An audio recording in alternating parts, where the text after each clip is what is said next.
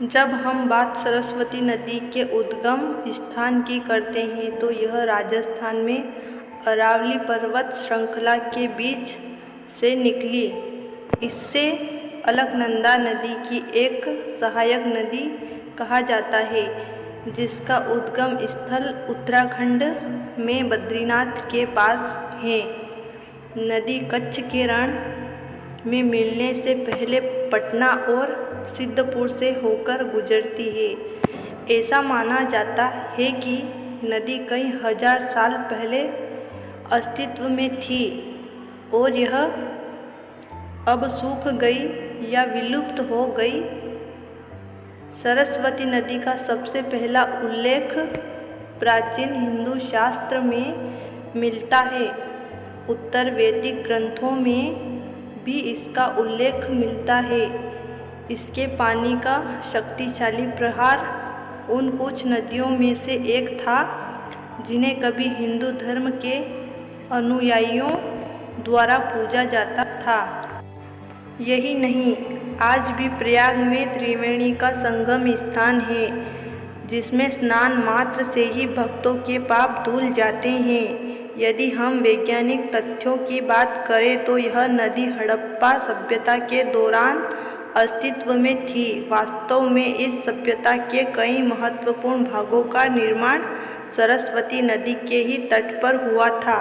महाभारत के कुछ पृष्ठों में इस नदी का उल्लेख है, जो हरियाणा के सिरसा नामक एक कस्बे में कहीं विलुप्त हो गई थी। भौगोलिक इतिहास और पुरातात्विक खोजों से पता चला है कि राजस्थान हमेशा से एक शुष्क स्थान नहीं था, बल्कि एक समय यह हरा भरा क्षेत्र हुआ करता था, जिसने एक बड़ी नदी प्रणाली की मेजबानी की, जिसके कारण इस क्षेत्र के आसपास मोहनजोदड़ो और हड़प्पा सभ्यता की स्थापना हुई थी।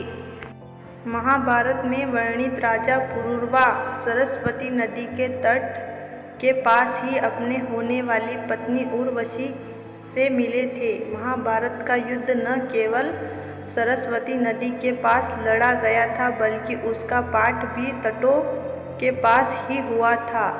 हिंदू पौराणिक कथाओं की माने तो सरस्वती नदी देवी सरस्वती का ही एक रूप थी। माता सरस्वती को ज्ञान, संगीत और रचनात्मकता की देवी के रूप में पूजा जाता है। इसी वजह से इस नदी का भी बहुत महत्व है। कई संस्कृत ग्रंथों में उल्लेख है कि भगवान शिव और देवी पार्वती की संतानों में से एक कार्तिकेय को सरस्वती नदी के तट के पास देव सेना का रक्षक नियुक्त किया गया था। वही भगवान विष्णु के एक अवतार परशुराम ने अत्याचारी राक्षस की हत्या के पाप का पश्चाताप करने के लिए सरस्वती नदी के पानी में स्नान किया था, जिससे उन्हें पापों से मुक्ति मिली थी।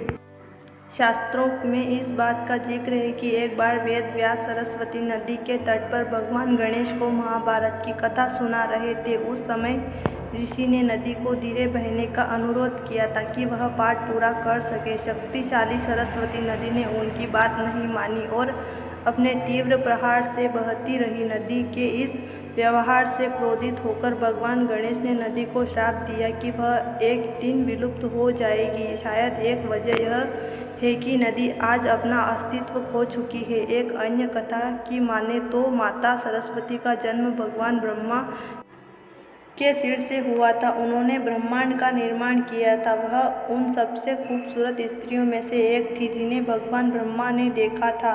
उनकी सुंदरता को देखते हुए उन्होंने सरस्वती जी से विवाह का प्रस्ताव रखा। उस समय माता सरस्वती उनकी इस इच्छा से सहमत नहीं हुई और नदी के रूप में जमीन के नीचे बहने लगी। ये थे सरस्वती नदी से जुड़े कुछ रोचक तथ्य, जिनकी वजह से आज इस नदी का एक भी अस्तित्व नहीं है, लेकिन फिर भी इसकी पवित्रता की वजह से इसकी पूजा होती है।